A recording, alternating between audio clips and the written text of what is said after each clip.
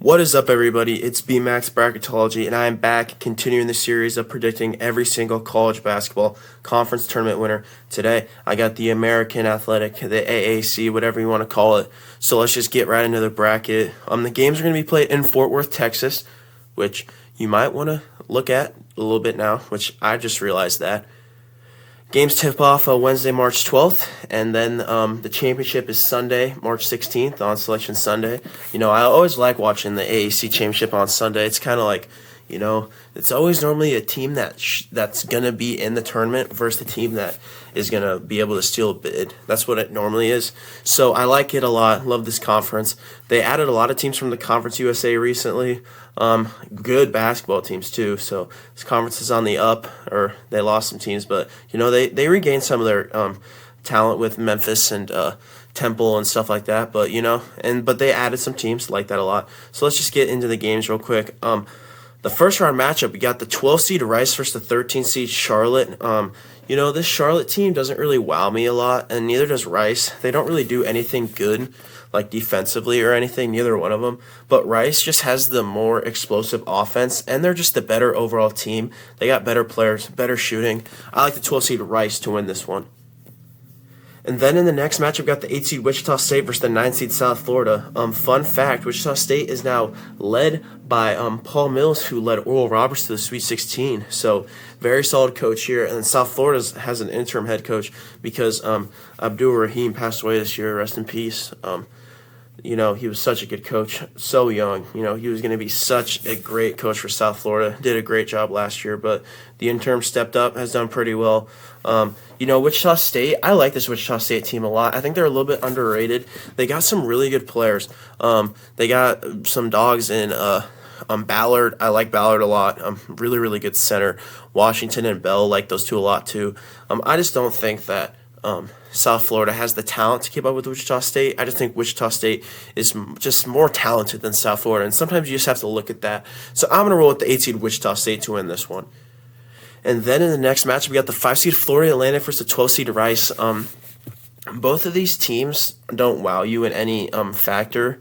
This Florida Atlantic team is a little bit tougher, I think. Carroll, like him a lot. He can really he doesn't stretch the floor, but he's a very good driver, very good rebounder, really solid player. I just don't think Rice has anybody who can really handle him. So I'm going to go with the 5 seed Florida Atlantic to win this one. And then we got the 7 seed Temple versus the 10 seed Tulsa. I genuinely do think Tulsa is the worst team in the American Athletic, even though they are the 10 seed. I just don't like them at all. Temple is going to play high-scoring offense. They got guys who can score. Jamal Mashburn was at New Mexico last year. He is an absolute stud, one of the best players in this conference. He is going to go crazy. Tulsa does not have a good defense, don't have anybody who can stop him. Give me the 7 seed Temple to move on to the next round. And then we got the 6 seed East Carolina versus the 11 seed UTSA. East Carolina really does get a lot of offensive rebounds, which I like a lot. And UTSA does give up a decent amount of them, so this might not be a good matchup for them. But UTSA is a really, really solid three-point shooting team. That's what they do very, very well. They got the shooters on the outside to keep them in games. East Carolina doesn't really have a good three-point defense, so if UTSA can get hot, which I think they will, I think they're going to win this game. So I'm going to take the 11 seed UTSA to upset the 6 seed East Carolina and move on to the next round. And then we got the 1 seed Memphis versus the 8 seed Wichita State. Wichita State was able to beat Memphis earlier this year. Memphis was sitting around at 5-6, and after that loss, they're looking at maybe a 7 or 8 seed now. So that loss really took dividend to them. Wichita State, I already talked about them a lot. They got the inside presence to stop Danger from Memphis with Ballard, very, very solid defender, like him a lot. But, this Memphis team just has too many guards. I think the X factor in this game is Colby Rogers. When Colby Rogers is on, this team is so good. This team is too talented. They got Hunter, they got Haggerty. Haggerty's one of the best players in college basketball, if you don't know who that is. I just have a hard time believing Wichita State's going to be able to keep up with him offensively. Both are very, very similar in the aspect of, Memphis doesn't take care of the ball very well. Wichita State does. Memphis rebounds the ball pretty well. Wichita State doesn't. So kind of a little bit of both there. But I just think Memphis is just way more talented here. I'm going to roll with the 1 seed Memphis to win this one. And then we got the 4 seed Tulane versus the 5 seed Florida Atlantic. This Tulane team, just nothing really pops out on the page at me. They're just okay at everything, just mid. Florida Atlantic, I like their toughness. This team did make the Final Four a couple years ago. None of the players are left, though. I don't even know why I referenced that, except for Cherry Carroll. I think he's the only one left. Let's just ride with Florida Atlantic here. Give me the 5-seed Florida Atlantic. And then we got the 2-seed North Texas versus 7-seed Temple. Like I said earlier, this Temple team is funded on offense. They got a lot of different guys who can score. Talked about Mashburn earlier. Settle, Stanford, Tobison. I like this team a lot. This team can really shoot it. North Texas likes to play a slower pace. I think they're going to get Temple uncomfortable just because of how much they force turnovers. I don't love this matchup for Temple. I just think that North Texas is going to slow down the game, make it hard for Temple to really keep up. I'm going to roll with the 2-seed North Texas to win this one. And then in the quarterfinal matchup, we got the 3-seed UAB versus the 11-seed UTSA. I would love to take this 11-seed UTSA to go on a little Cinderella run in the American Athletic. That's where Temple was last year when they were the 11th seed and made a crazy run all the way to the finals. Unfortunately, they fell short. But this UTSA team, they got some scores. I talked about their shooting. Melender, Horton, Primo Spears. He averages almost like 19. I think he averages 20 points a game. I like him a lot. This team is funded well for an 11 seed. You normally don't see that out of teams ranked that low in the conferences. But UAB has Yaxel Lenenborg, and he is so good. He leads the team in points, rebounds, assists, steals, blocks. He is just the ultimate team player. He is so good, so talented. I just think that he's going to take over this game. Give me the 3-seed UAB to win this one. And then in the first semifinal matchup, you have the 1-seed Memphis versus the 5-seed Florida Atlantic. When you look at this matchup, it's like Memphis just has every advantage in this game.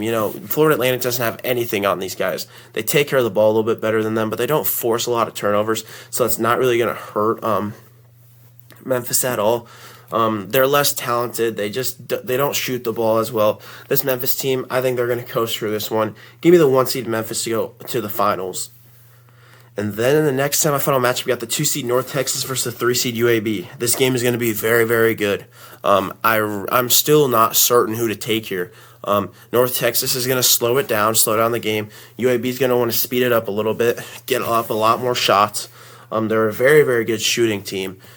They're actually not as good as you'd think. So that's why I'm going to lean with the 2-seed North Texas here. North Texas is going to limit their shots. They already don't shoot amazing from the line. I think North Texas has the guys to stop not stop him, but contain him. Outside of Lenenborg, I just don't like anybody on this UAB team. Tony's all right. McGee can shoot it from the outside. But outside of them, just not a big fan of this UAB team. If Lenenborg just goes crazy, I think they're going to win. But I think the 2-seed North Texas is going to grind this game down, make it a low possession game, which benefits them. Give me the 2-seed North Texas to win this one. And then in the championship game, we got the 1-seed Memphis versus the 2-seed North Texas. I like these teams a lot, guys. I like both of these teams. Memphis, they got Haggerty, who I personally think is the best player in this conference. He's just so good. He shoots the ball well. He does everything well. He's a great passer, just really, really solid. They got Danja inside, like him a lot. Tyrese Hunter hasn't been playing as good as he should be recently, which is something that I kind of take into factor here. And Jordan, I like him a lot. Cissay's a very, very good defender. And Colby Rogers, when Colby Rogers is on, this team is so good. He is kind of the dividend just because of his ability to kind of shoot the ball from the outside. When he is on from the outside, this team is good. But I am going to take the 2-seed North Texas to win this conference. I like them a lot. I like how they're built. They're built to play slow. That's what they do. They limit teams' possessions, and they force a lot of turnovers. And Memphis does not take care of the ball very well, which is something that I just don't love out of them. North Texas, so I'm taking them to win the American, little bid sealer. It is in Fort Worth, Texas, so I kind of had to take that in mind. This is going to be a home game for North Texas. They're from Denton. Fort Worth is pretty much just like the same city. It's just they're just suburbs of Dallas. So this is going to be a home crowd advantage. Adden Wright, absolute stud, great shooter, does everything well. Lorient is a very, very good presence inside. So they have the outside game, they have the inside game. Sissoko, great defender. Newell, great defender. Floyd, great defender. Jostle, great defender. They're going to make this Memphis team uncomfortable. They're going to limit the possessions. I just think that this Memphis team has exceeded expectations this year a little too much. This North Texas team is really good. Like them a lot. So they haven't made the NCAA tournament since 2021 when they had Grant McCaslin and oh my gosh, what's his name? Javian Umlet, I think was his name. Very, very solid player. But ever since McCaslin left, they got a new guy coming into town. He coached under him for pretty much his whole career. He was a very, very successful coach at oh my gosh, what was it? I think it was Midland, which I like a lot. His name's Ross Hodge. He's a young coach who brings a lot of energy to the defensive side of the ball, which is something I like. Very, very solid team. I think this is going to be a bid stealer. I really do. Some of the other conferences that I kind of just wanted to see a bid stealer like the MVC. But this one, I genuinely do think North Texas is going to win this one. I like this team a lot. That's who I'm rolling with to win the American. That's all I got for you guys today. I'm going to continue to post these videos, so get ready for the next one. It's going to be a lot today, so be ready. Thank you guys so much for watching. Make sure you hit the like button, subscribe, hit the notification bell so you get notifications to all my videos. BMAX Bracketology out. God bless everyone.